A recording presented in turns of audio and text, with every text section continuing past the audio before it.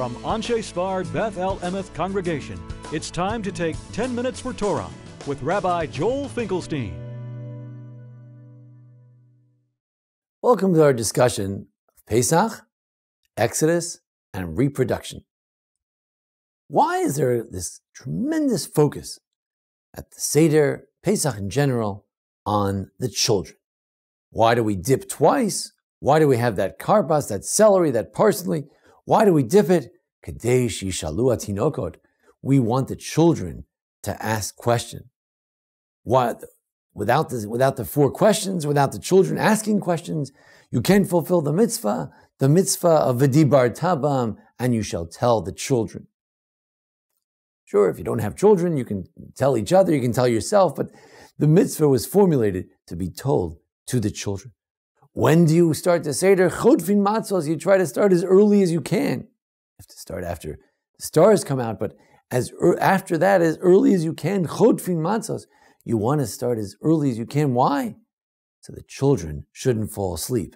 It's all about the children. Why? Why is the Seder all about the children? If we look at the story of the Exodus itself, we discover that there's a tremendous focus on the question of children. When we're going through this story, we Arami Oved Avi, we go back to the Aramean, we go back to Laban, we go back to Abraham and Jacob, and then we begin to tell the story of the slavery. We say that God saw our affliction, Vayarat onyenu, bet amalenu, on our toil, and God heard our prayers. So the rabbis say, et onyenu zu prishut derech eretz. This is the inability of Jews to be husbands and wives, to be together. This was our affliction. The ultimate affliction from which we were saved was the prishut derech eretz. What does it mean? Who caused us not to be able to reproduce? One interpretation, the Ritva says that it was in fact the Egyptians, who prevented us from being able to reproduce. But it was the Rashbam says that the Jews themselves stayed away from their wives. So we know the famous Rashi, the famous Gemara and Sota, that Amram and Yocheved decided not to be together because they couldn't envision bringing children into a world in which the children would be cast in the sea.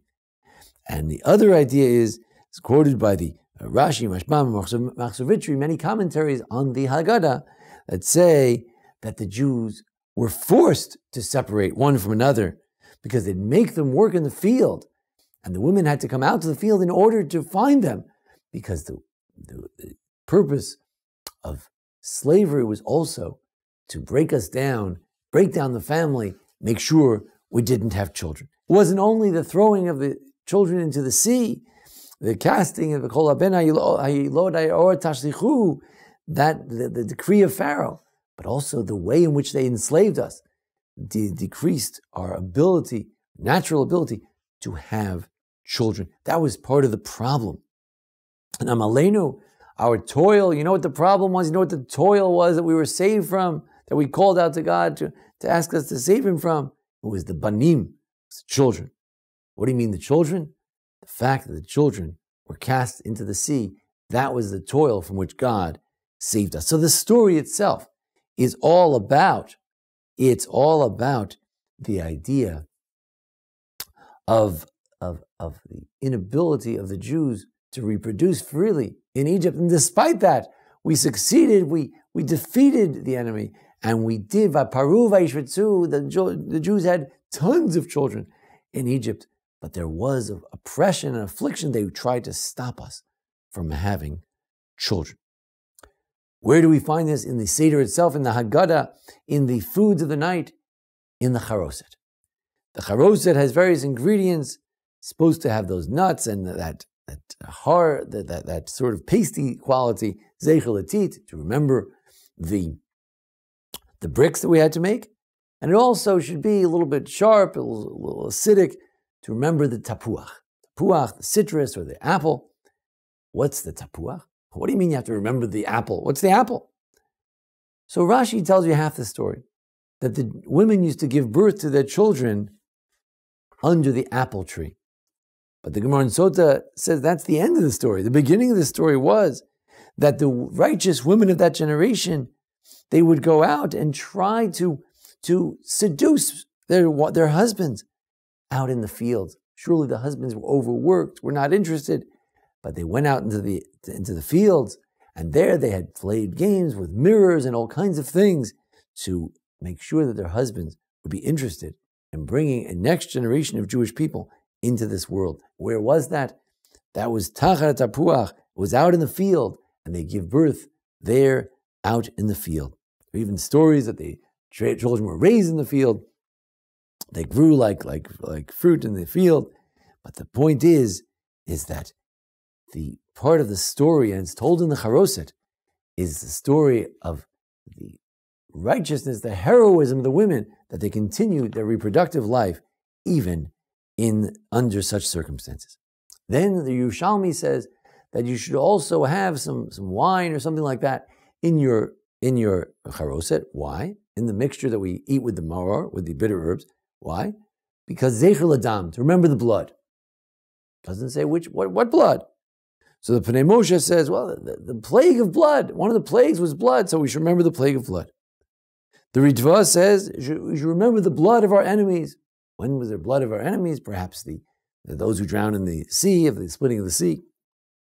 However, the Korban HaEdah, one of the commentaries on the Yerushalmi, says, Zeich L'Adam, it remembers the sad story. What was the sad story? The sad story was that the Jewish children were thrown into the babies, the infants, were thrown into the bricks, and their blood was drenched into those bricks, the bricks of the pyramids or whatever they were building there in Egypt. This is the blood. Part of the story of the exodus from Egypt was the oppression of the Jewish child. Like the Holocaust, the most recent mass slavery in history. Millions of Jews were enslaved under the Nazis, and 1 million children perished. Part of slavery is to kill the children. But what do we say to Paro? We're going to go to eat. We're going to go to Israel. We're going to go with our children. We'll go with our old people. Part of the idea was you cannot leave. You cannot leave the children and the women here. Children are not just a part of the story. The children are the heroes. They're the centerpiece of the story of Pesach. And therefore that answers our question. Why is Manishtana, why is this night so focused on the children? And the answer is because children were part of what they were trying to destroy. Not only throwing them in the sea, but throwing them in the bricks, preventing reproduction, preventing husbands from being with wives. And therefore we talk about our Babanim, we say, Baruch HaMakom Baruch Hu, we're so glad we have today, any kind of children we have, the wicked, the righteous, whoever children, we thank God for the ability to be able to Shanasan Torah L'Amo Yisrael. We can teach the children whatever we can indeed teach them. The Haggadah starts Avadim Hayinu. We start with the idea that we were slaves, and then we say Baruch HaMakom. We thank God, because in the end we thank God not only that we got out of slavery, but we thank God that in the end we would have children. Rashi says that when the Jews heard the story that one day their children would ask questions, they said, children, a future, something about the future, something a slave can't imagine, that there's a tomorrow that's not black and dark, but there's a future, and there'll be children, and the children will ask questions about our tradition and where we were in slavery. The people bowed down. Abasuras habanim, for the good news. The good news is they're going to have children. This was what the Jews were so excited. Told them we're getting out of Egypt, that was one thing. But to tell them they're going to have children, there'll be a future. This, they bowed, they were so excited. And in our Haggadah, we tell the story, and then we say, Baruch HaMakom Baruch Hu, we thank God, not only for the Exodus, but also the opportunity to live as normal husbands and wives, and to have children. Children, hopefully, who will ask the questions. Thank you for joining us here, the Anshe Sfard Beth Emeth congregation here in Memphis, Tennessee, for our discussion of Pesach. Join us each week for our discussion of the Parsha Shavua, portion of the week, the various holidays, and various questions of Jewish law. Thanks to Jason Lefkowitz for making today's presentation possible, and thank you all for joining us.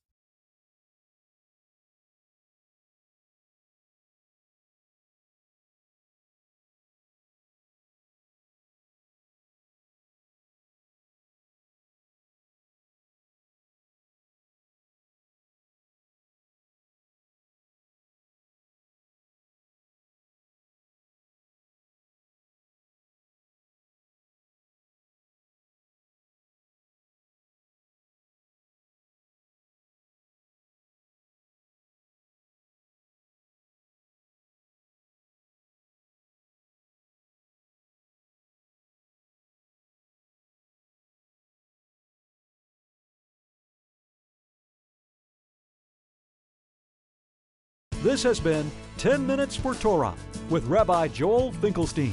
To learn more, visit ASBEE.org.